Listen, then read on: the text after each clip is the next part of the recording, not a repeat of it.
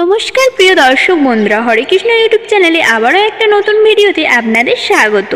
ভগবান শ্রীকৃষ্ণের কোন কথাটি রোজ একবার করে মনে করলে জীবনের সকল সমস্যা থেকে মুক্তি পাওয়া যাবে, সব কিছু ঠিক হতে শুরু করবে? এই প্রশ্নের উত্তরে আজকে আপনারা পাবেন এই ভিডিওটির মাধ্যমে। বন্ধুরা, আমরা প্রত্যেকে ছোটবেলা থেকে মাতা পিতাদের অনেক কষ্ট করে আমাদের বড় করে তুলতে দেখেছি। বড় হওয়ার সাথে সাথে আমাদের মধ্যে এই ইচ্ছা এসেছে যে এক সময় যখন আমরা উপার্জন করতে শুরু করব তখন তাদের খেয়াল রাখব, পরিবারের দায়িত্ব কাঁধে নেব। কিন্তু সব সময় তা কি সম্ভব হয়? অনেক সময় অনেক বিপত্তি আসে, যার ফলে আমরা একদম ভেঙে পড়ি। ঠিক সেইভাবেই দেবু এক সময় ভেঙে পড়েছিল, কিন্তু তারপর শ্রীকৃষ্ণের এই একটি কথাকে বারবার নিজেকে মনে করায় এবং মনে করতে করতে তার মধ্যে এক অদ্ভুত পরিবর্তন আসে এবং শ্রীকৃষ্ণের সাহায্যে সে তার বিপদ থেকে বেরিয়ে আসতে পারে। কি তার কাহিনী, সেটাই আপনাদের আজকে এই ভিডিওতে বলতে চলেছি। তাহলে চলুন বন্ধুরা, ভিডিওটি শুরু করা যাক। দেবু ছিল একজন গরিব ছেলে, একটি ছোট্ট গ্রামে বড় হয়ে উঠেছিল, যেখানে জীবন ছিল প্রতিদিনের সংগ্রাম। তার পিতা একজন পরিশ্রমী মানুষ, খেতে অবিরাম পরিশ্রম করতে, কিন্তু সেটা তার পরিবারকে দারিদ্রতা থেকে বের করে আনার জন্য যথেষ্ট ছিল না। দেবু ভারাক্রান্ত হৃদয়, ছোটবেলা থেকে তার বাবার সংগ্রাম দেখে এসেছিল এবং প্রতিজ্ঞা করেছিল যে একদিন সে তাদের ভাগ্য পরিবর্তন করবেই। দেবু বড় হওয়ার সাথে সাথে তার নিজেকে দেয়া প্রতিশ্রুতি মনে রেখেছিল। একটি উন্নতি জীবনের স্বপ্ন নিয়ে সে একটি রিক্সা ভাড়া করেছিল তার পরিবারের ভরণ পোষণের জন্য যথেষ্ট উপার্জনের আশায়। কিন্তু জীবনে এই কঠিন বাস্তবতায় তার জীবনে যত ইচ্ছাকে ধূলিসাৎ করে দেয় এবং তার সর্বোত্তম প্রচেষ্টা সত্ত্বেও তার আয় খুব কম ছিল। এরপর যে করে হোক দেবু একটি অটোরিকশা ভাড়া করে সে আবার নিশ্চিত ছিল যে এটাই হবে তার জীবনের টার্নিং পয়েন্ট। কিন্তু এবারও সে ব্যর্থ হয়। কোনো মতেই সে সঠিক পরিমাণে আয় করতে পারছিল না যা তার পরিবারকে সাহায্য করতে পারবে।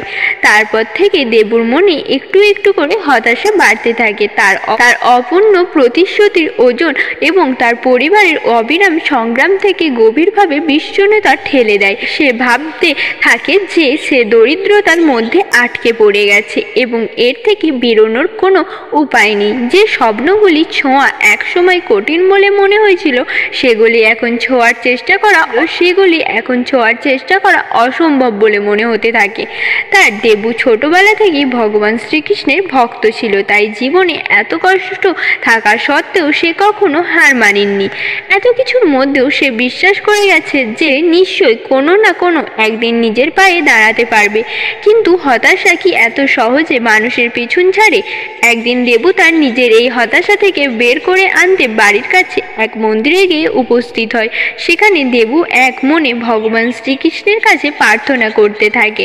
এমন সময় পূজা শেষ করে সে যখন বাড়ির দিকে রওনা দেবে, তখন সেখানে উপস্থিত একজন সাধু তাকে ডেকে বলে, তোমায় বড্ড ক্লান্ত দেখাচ্ছে, যে কি ব্যাপার, সংসারের চাপে হাঁপিয়ে পড়েছো? সাধু বাবাকে দেখে দেবুর যেন কেমন এক অদ্ভুত অনুভূতি হয়। এর আগে দেবু কখনো কাউকে নিজের কষ্টের কথা এত সহজে বলেনি, কিন্তু বাবাজিকে দেখে তার ভেতরের কথা যেন নিমেষে তার মুখ থেকে বেরিয়ে আসছে। দেবুর কথা শুনে সাধু বাবাজি বলে, শোনো বাছা, তোমায় একটা কথা বলি। ভগবদ গীতায় লেখা আছে যে প্রত্যেকটি জিনিসের পরিবর্তন নিশ্চিত, শুধু অপেক্ষা করো। সে অপেক্ষার পরই তুমি দেখতে পাবে কারোর মন বদলাবে আর কারোর সময় বদলাবে। তুমি এক কাজ করবে, রোজ সকালে উঠে তুমি 3 বার নিজেকে বলবে যে আমাকে ধৈর্য ধরতে হবে, কারণ শ্রীকৃষ্ণ সর্বদা আমার সাথে আছে। সর্বদা ভগবান শ্রীকৃষ্ণকে মনে করে তারপর কাজ করবে, দেখবে একদিন তোমার জীবনে সফলতা আসবেই। সেদিন দেবু মন্দির থেকে বাড়ি ফিরে আসার পর সাধু বাবাজির এই কথাটি মাথায় রেখে পরের দিন সকালবেলা থেকে ওঠার সাথে সাথে দেবু নিজেকে 3 বার এই কথাটি মনে করায়।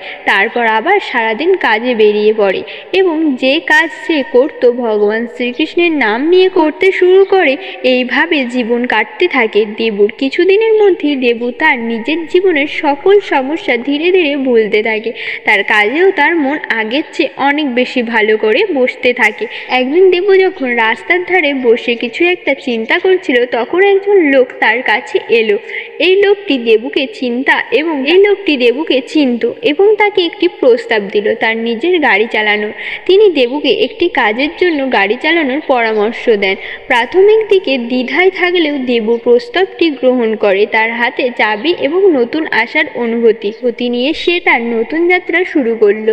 এই গাড়ি তার কাছে একটি সুযোগের প্রতীক হয়ে এসেছিল, যেটি এমন একটি দরজা খুলে দিয়েছে যা সে কখনো কল্পনাও করতে পারেননি।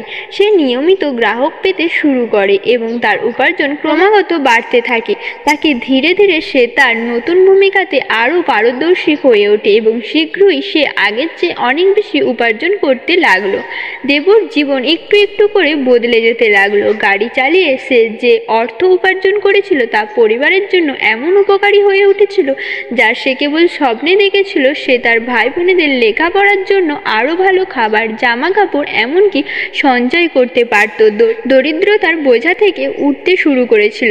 প্রতিস্থাপিত হয়েছে আশা এবং কৃতিত্বের নতুন উপলব্ধি। কয়েক মাসের ব্যবধানে দেবু তার নিজের জীবন পাল্টে ফেলল।